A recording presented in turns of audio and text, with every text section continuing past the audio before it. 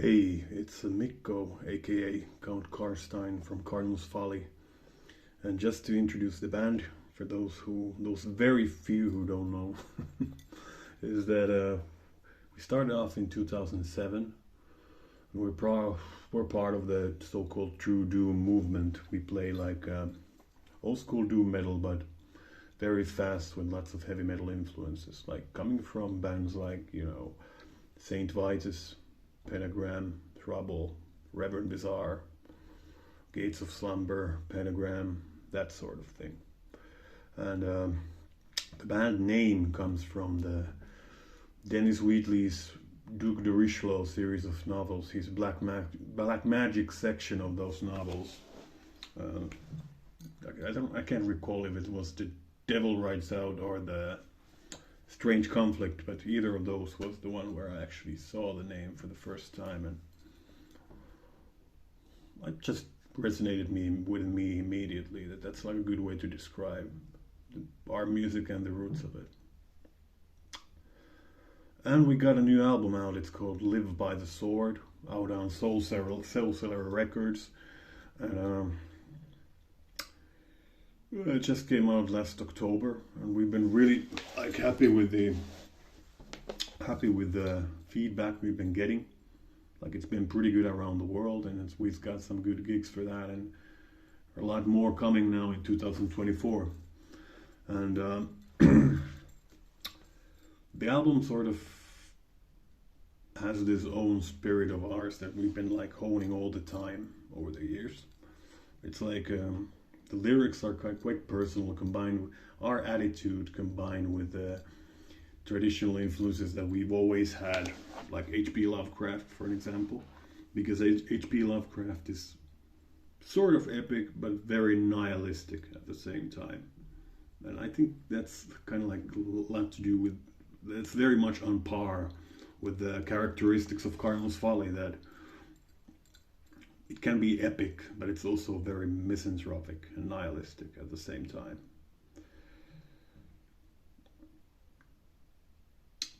And the cover art, somebody was asking about that. It's made by Siki, who is I guess better known as Witch Chaser artist Instagram page, and she was gracious enough to. I think I saw something she had done. I saw something that she had done for The Obsessed, and I like the way the logo was placed there in the middle of the. I mean, I like his style of drawing and everything, but I like the way the logo placement was there, because that's something I had in mind for a long time, to just hide the logo there. So we came to an agreement, and she did it, and I think it's the best cover art we've had, pretty much. It was very nice. It sort of catches the powerful attitude of the band, while also looking like a classic heavy metal cover. Pretty much the favorite colors I could imagine for it. So, very nice. And like I said before, the album came on Soul Cellar, a Dutch label, who mostly do black metal, but also a bit of traditional metal like us. And it was a sort of a we had this period where we were a bit lost with labels. We started off with good label, a decent label, Shadow Kingdom from the US, but then we had let's just say that we've been an adventurous band, but maybe in regards to label, it's not always so good idea to be adventurous. But anyway, after a few crazy years we had with labels in the past, we found a Soul Cellar now, and the deal is the best we've ever had. We're really satisfied with his professionalism. He's very pro. He's the distribution, the promotion, everything is just working I like his professionalism. It's if you ask something useless, he will tell you ask something useless, and he focuses on the important tasks in hand, and that's more than you can ask for a label, really.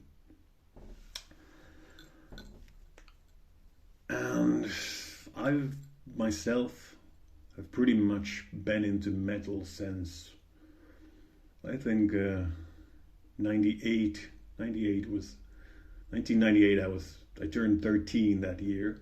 It was the first year when I really listened to metal properly with Iron Maiden, Metallica. I tried Pantera, but that was horrible for me. And classic bands of the 70s, 80s, Black Sabbath coming into picture with Judas Priest and all that stuff. So that's pretty much how it started, and then just year by year into darker and crazier stuff.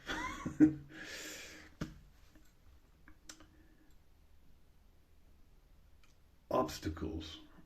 That's a funny question because basically everybody who's trying to do what I'm doing knows that the nowadays band life is mostly about obstacles. It's that it doesn't. You often end up spending mentally and financially much more than you get.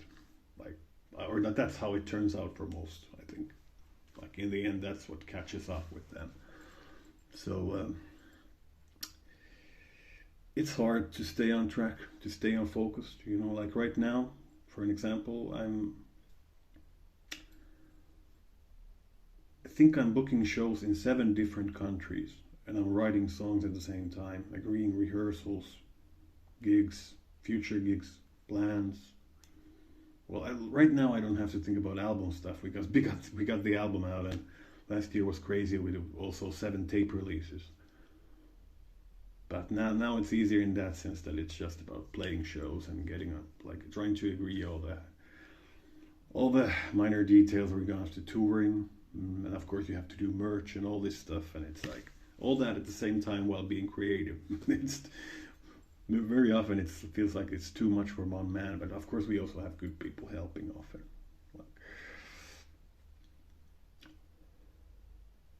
I don't think metal has really evolved for me in true sense of the word. When you look at the news, the really new stuff like baby metal, whatever, I don't even know what's out there. It's just something I hear occasionally. It's never like anything that's like resonates within me or has anything to do with the classic way that I think a metal should be. It's often to me it's just trying to find the best pieces from the stuff you like. Like in Cardinals Folly, I'm just taking the 70s Sabbath traditionality, mixing it with some heavy metal speed of the 80s, and then maybe a touch of early 90s black metal to create some dirtiness, to bring out the sinister feeling. But that's really it. And of course, we've had some experimental minor things like disco beats and stuff like that. But in the end, it's still very much rooted in what we find as true metal. And I think that's how it always will be because the whole concept just breathes from it.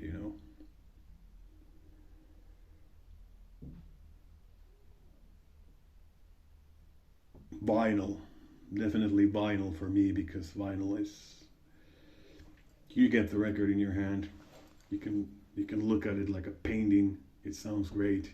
It brings about that old school feeling because honestly, let's be honest, all this stuff was best in the 70s, 80s, 90s, and vinyl just breathes that era. Even CD is starting to breathe that era because it's starting to become semi-vintage or something. Well, crowd surfing now because some guy just crowd surfed at our show last Saturday. And that was really like, that's something you don't see often in our shows. Like people really having fun. So I would choose a late night studio session because they always turn late night anyway. And sometimes when you're tired, you actually get better ideas. You start to get more kooky.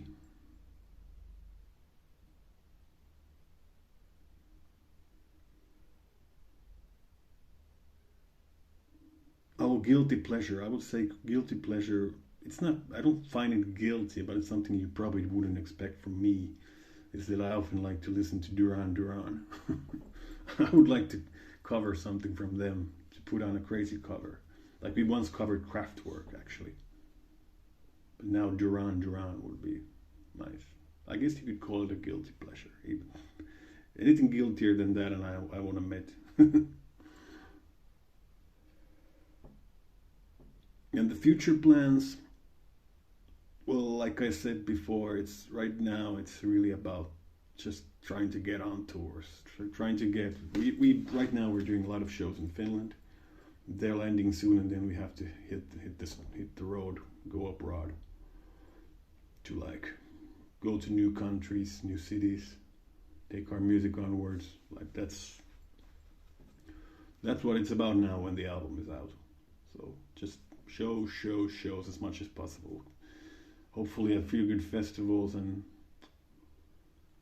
I have few new songs written, but I'm really like taking my time with that. Like I think it's better to do another full length at some point than to haste and do a split or something for 3 songs. Like we've done that a lot in the past, and it's used to work well. But right now I feel like we have to go for a new album, but that's maybe next year or something. We just came into 2024, and I think 2024 is just going to be about playing a lot of shows outside Finland. That's we got one good festival to Belgium we just booked also, and we're opening up for Solstice in September in Finland, which is amazing. And there's some tours coming, but we have to tell you more about that later. But meanwhile, keep it real and ride or die.